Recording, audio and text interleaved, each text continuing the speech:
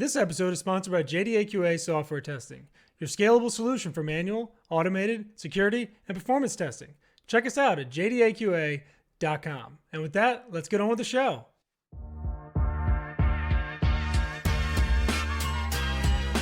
This is The First Customer, hosted by Jay Agner.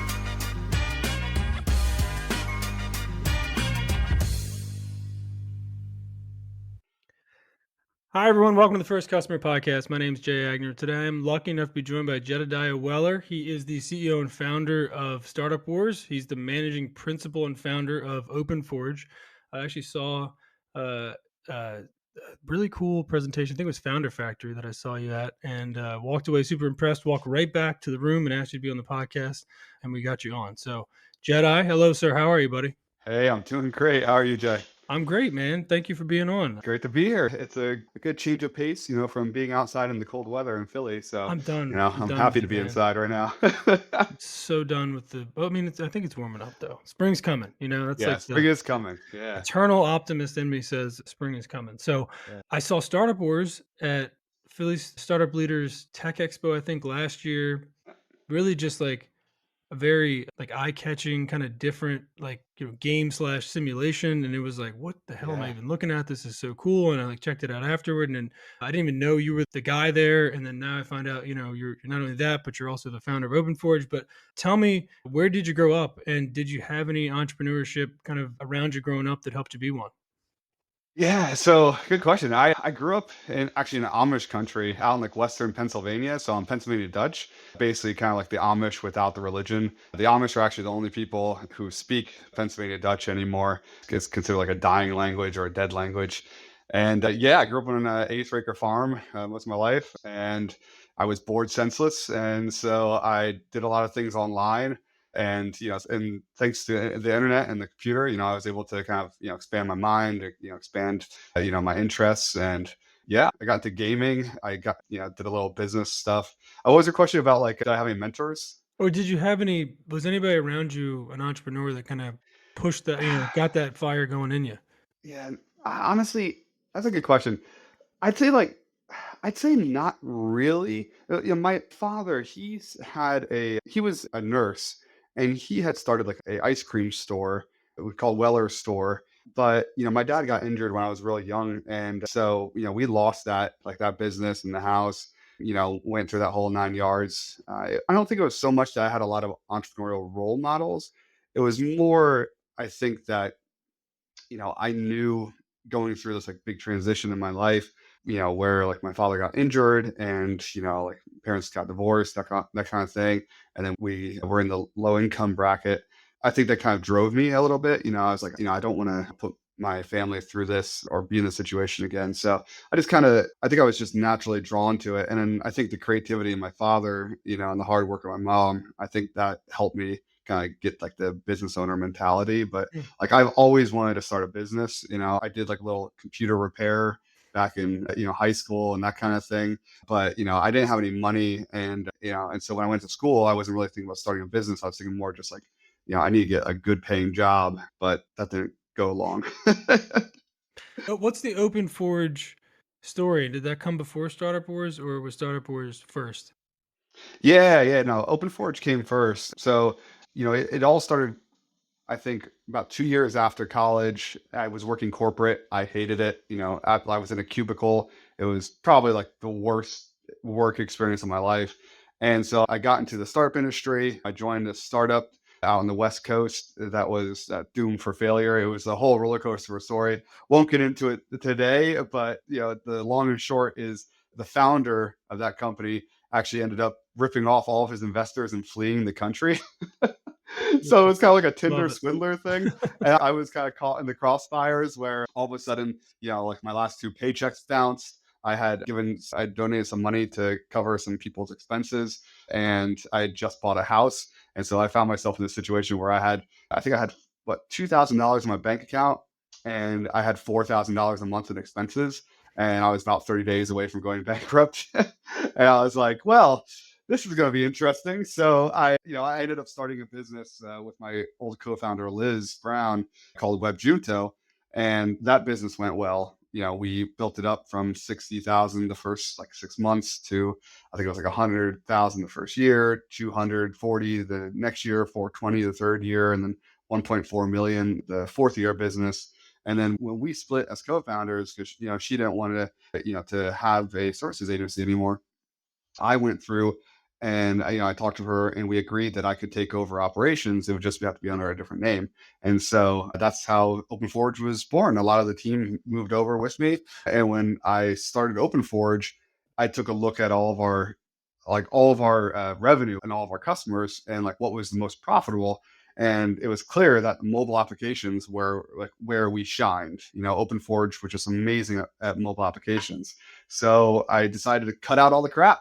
I said, no more websites, no more anything else, just mobile apps. And that's how I think OpenForge, did so well and succeeded. We were one of the top mobile app creation companies in the United States. We're a top trusted partner for Ionic framework, which is a huge framework for building mobile apps.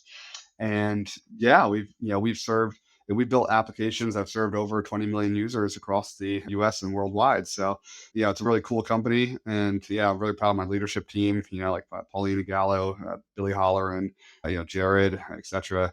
And that company kind of just runs itself now. So it's a good one. I spend a couple hours a week maybe on it, maybe 5 hours a week, but most of my time is spent on Startup Wars now. Wow. What a journey from, Amish country to like, tech CEO. And Yeah. it's Yeah. like the opposite ends of the spectrum there a little bit. Tell me Yeah. about who was your first customer at Webjunto? Do you remember? Good question. I honestly don't remember. One of the first that I remember that I had a really great relationship with was a company called Truck Blocks. The founder named Matt Stockel. He's a great guy, and I remember spending I don't know, probably thousands of hours on that project because we weren't even billing for all of it. Yeah, just because I wanted to help see him succeed. But I think that was the first time I that we helped a startup founder that we grew really close with, and it was a really cool journey. So yeah, but I don't remember the actual first customer of that company just because it's been so long. That was like 2014, so 10 years ago. And what about OpenForge when you made the switch over? Do you remember like it, two questions and one is do you remember the first customer post split from your co-founder? And number two, how difficult was it to pair off everything else but mobile apps, right? I mean, it's a big shift to go from we do everything to we only do one thing, but we do it really well. And that's you always hear the successful companies, right? They go, we don't do everything, we just do this thing really well. Like the smaller Yeah. companies that grow and grow, they really focus on one thing. So who was your first customer for OpenForge and how difficult was that transition? Yeah. So for OpenForge, it was interesting. We pivoted from Webjunto, and so basically, like on a Tuesday, Webjunto closed. On a Wednesday, OpenForge was officially open, right? And so we moved some of our customers over from Webjunto to OpenForge. The but it wasn't an easy like transition because some of our largest customers, our enterprise customers, they said, "Hey, Jedi, look, even though you've done great work for us, this is a new tax ID. It's technically a new contract. It just shows instability. And so even though we'll keep working with you in the first couple months, we're probably going to transition just, because it's a new company." And I Hmm. totally understood that, right? When we were early on, it was a rough transition. We were going month to month at that time, revenue wise, like, I didn't have more than 1 month of cash in the bank to pay payroll. So, and that made it even harder to actually do this transition to, saying, okay, no to any other customer work. I think we lost probably maybe like one or two team members who were just like not comfortable with the change or not comfortable with just that transition because it's change and people don't generally like change, but it was ultimately the best decision. Soon after that we got some really large customers. Like we had, I think within the first year of OpenForge, by specializing in just mobile apps, we changed everything about our website. We changed everything about our language. We changed, just everything. And we leaned into the mobile app space. We were able to get a customer that individually paid us more than all of the years of Webjunto, and that was just one, right? And we Right. had multiple. So I'm not gonna like say names on here, Yeah, but yeah. yeah, like it was a big transition. So I would recommend to people if you're trying to find your first customer, or if you're just trying to if you already have some customers, but some of them are a little disruptive, or some of them just aren't quite worth it. Like the ones I'm talking about. You just gotta fire them. You can totally fire a customer. It was actually the best advice I ever received as a founder by this guy named Matthew Grande, who is a business coach actually. And he made us do this exercise called a customer checklist. That's what it's called. So we actually wrote down like what are the qualifications of a good customer, and we went through a list. And if a customer didn't hit all of them, we sent them an email saying, "Hey, sorry, and we were polite. We'll transition you off, but we are no longer offering this type of service." And Right. so, best decision I ever made. Wow. How so even mobile apps, I think, especially, you know, 10 years ago, whenever they got really prevalent, it's a broad, you know, category, right? It could be anybody, it could be anything. And I see it a lot with my agency owner friends that run dev agencies. Hmm. I compare it to whack-a-mole, right? Where you're like, some founder goes, I have an idea, and you have to like whack them before somebody else does. And it's like, how were you finding these customers? That was it inbound? Was it outbound? Were you like focused on a specific type? Like, how are you finding those people who were like had a good idea, wanted to build a mobile app, and got to those people as they were kind of in that buying window, ready to spend? Yeah, we did a lot of community building events, and so we ran the Startup Junto up until COVID hit, and that was a continuation of the Philly Junto, which essentially was just a way to educate people. And so whether or not someone had a startup that they were creating, maybe they were thinking about it, maybe they weren't, over the course of years, everyone remembered, oh yeah, Jedi open forge mobile apps. And when we talk about agency work, right, it's a clear distinction. Like when we get on a call with a customer who's had this mobile app project, and they've been shopping around for different agencies. I mean, it's night and day. Like like they'll tell us, wow, we've learned more in this single 30-minute call about what we need for a mobile app than we've heard from any call or any person that we've talked to before. Because it's just like anything, if you're trying to do everything, you're not going to be great at anything. Right. And so I can go through and I can spit off the actual rules and regulations for the app store, basically by memory, right? And how many people can do that, and so can my team. So our designers, the developers, everyone are all focused on mobile apps.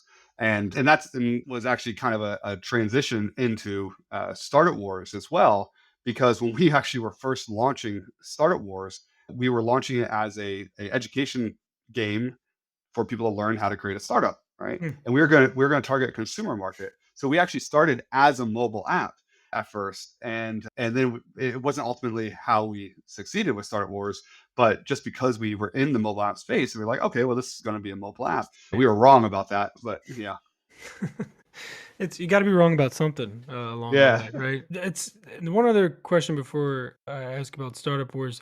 You mentioned the community building thing, and one of my guests had talked about really owning your backyard when it comes to running a services agency or any agency really. But I mean, a services agency, you have a sizable market like Philadelphia. It's not the biggest thing where, like, in New York, everybody just ignores you because there's so many people just constantly, beating those guys' door down. Philadelphia's, I think, a great market for B2B service companies because there's enough business here for everybody. How did you guys kind of beyond the community events?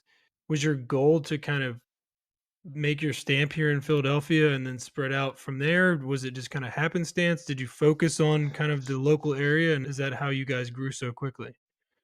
Yeah. All right. So that's a good question. I would say that when we were pre-COVID, we were focusing on Philadelphia for community building. And I think the important part about community building that's important to recognize for everyone who's out there is community building doesn't mean, going out and just putting out information about yourself and talking about yourself all the time. In the startup juntos, we almost never talk about OpenForge or about ourselves, right? It's all about the people around us. And that really helps to create a safe environment for actual dialogue, right? Where you don't feel like you're getting sold to. And B, it also allows you to create meaningful relationships with people because everything's about relationships, right? So, when we were building that up, it was purely Philadelphia. Now, what happened is we ended up getting a lot of customers actually outside of Philadelphia, and what would happen is that people, from our Philly Juntos, our Philly meetups, they would know about us, they know our brand, and then they would either move away or they would, be talking with a friend who owns a company somewhere else. And then we just started getting a lot of business from referrals, but ironically enough, outside of Philadelphia itself. So even though we were focused on Philly, our customers weren't there. Yes, I don't know. Yeah, I don't know if there's like a lesson learned from that, but that's just what happened. So Right. Well, no, I think it's fair. I mean, I think if you answered the question in a better way than I asked it, but yeah, I think focusing. The reason why I asked the question is because I think a lot of companies, especially B2B service companies, want to be national and they want to be international. They want to own it, and Mhm. it's like there is. I call it the hometown discount, right? Like the fact that you're in a location with somebody else, whether it's Philadelphia or Tampa, Florida, or wherever it is, you're more likely to be able to get a conversation with somebody to talk about just to build that relationships, like you said, because everything's relationships, because you're in the same area, because you're in the Mhm. same physical location. You can say, oh, I'm from, hey, go birds. You can say whatever, little thing you can say to kind of make that connection. So I always kind of bring that up because I am definitely a firm believer that, you should start local. There's no reason to try. It's harder to get somebody's business in California if you're some Yeah. new B2B company when probably there's somebody close to you that you're ignoring because you think that being national and being whatever is this big special thing when in reality you're passing up, income and revenue from places around you. So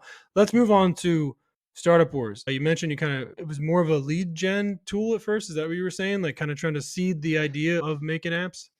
No, Startup Wars, when we started it, we were running the Startup Juntos and we said, okay, hey, there's got to be a better way to help educate people about entrepreneurship, about how to start a business, right? Mm-hmm. So that was the whole premise around Startup Wars, a game, a gamified experience to help people learn how to start a business, Mm-hmm. right? Because what was happening is people would come into the Juntos or to workshops that either we held or someone else held, and you would see that a founder would come in, they would get advice from someone, and they might understand the advice, they'd probably try it.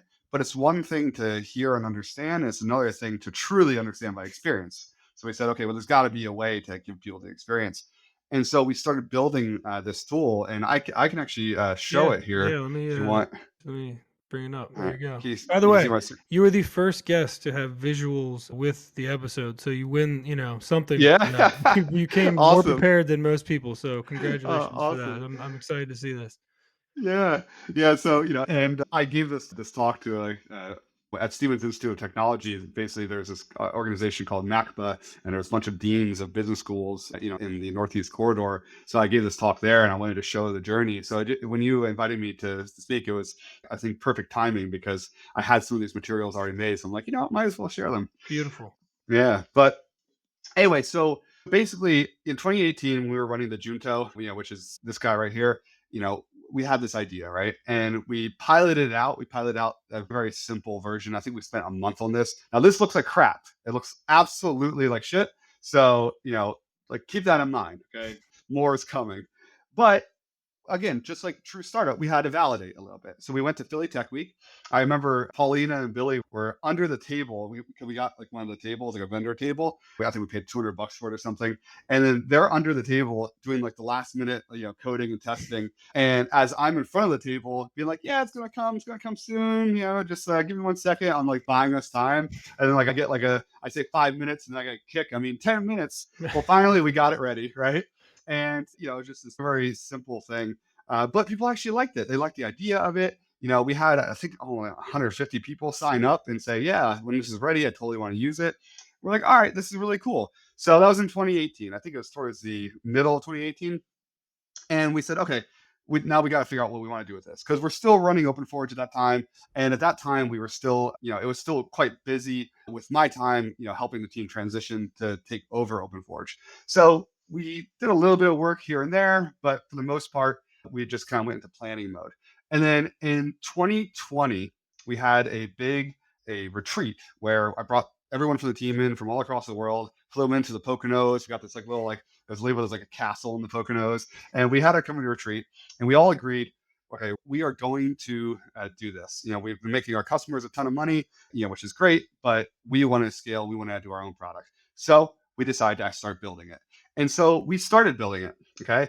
And we changed the design. You can see here, it looks a lot different, right? A lot more gamified. And we started building it for about 3 months. And then all of a sudden in 2020, what happened? COVID hit, right?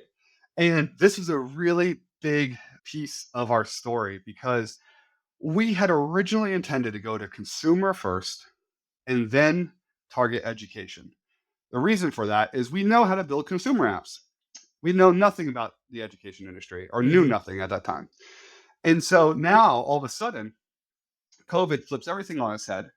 And a lot of educators, well, every educator on the planet now had to find ways to engage with their students asynchronously online Hmm. because every university is closed. So we said, you know what? Fuck it. I hope you bleep that out, but that's what we said. We said, fuck it. We're going to just pursue this. This could be a golden opportunity here. Let's try to engage. So we did that with I think it was 6 or 7 initial instructors from 6 or 7 different universities. And we said, hey, this isn't really ready yet, but we're going to have it ready for the fall, for the fall of 2020 in August, and we'll do this customer discovery period, with you, which essentially means that we would go into the actual class with the instructors and with the students, virtually, of course, Mhm. and we would interview them. I would talk about the business. I would tell them what I'm telling you, our process of the customer discovery, our process of building, anything they want to know. I would just do Mhm. everything I could to teach them, and it went really well. We had about 400 students in the first semester that, they all played. It was still a mobile app at that time. We interviewed them, we learned a lot. Then we did another semester of it, in at the spring of 2021, right? Where we upgraded the platform, obviously, so we built more, we made it look better, we addressed some of the students' issues, some of the bugs. Games take forever. I'm used to building business mobile apps, for like enterprise customers, and we could get those done 3 to 6 months easy. Games, whew, there's because the requirements are so like it's Right. like it's more of a feel to it. Yep. The requirements are never as clear in a game as it is in a business app. So that was a learning lesson. Anyway, we kept going until finally in 2022, right? We had this point where students were ready to pay, instructors were ready to pay, everyone loved it. But something really bad happened. We didn't realize that at the bigger universities, right, like state universities, like Ohio State, Florida State, etc., and public institutions, they have rules and laws for accessibility about what their Hmm. students, like what they can actually include as a required assignment. Mhm. So, for instance, we actually could not distribute it as a mobile app because some of the students either didn't have a smartphone or had a flip phone or didn't have a phone, right? And so there's no way for us to distribute it here and to Right. require that everyone you would use it, right? But you can require that students have access to a computer.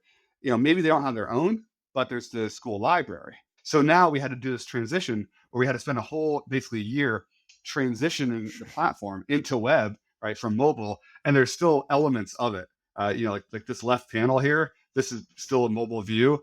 Inside the actual app, you'll Right. see different like mobile views that we basically just like put side by side. Right.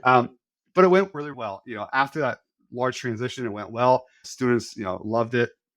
And now, it's the platform that you see today, right? Which we have 4 different simulations. We're building more every semester. And we've really created this as a platform for entrepreneurship, simulation creation. That way, it's not just one simulation, where everyone's learning about one case study. Right.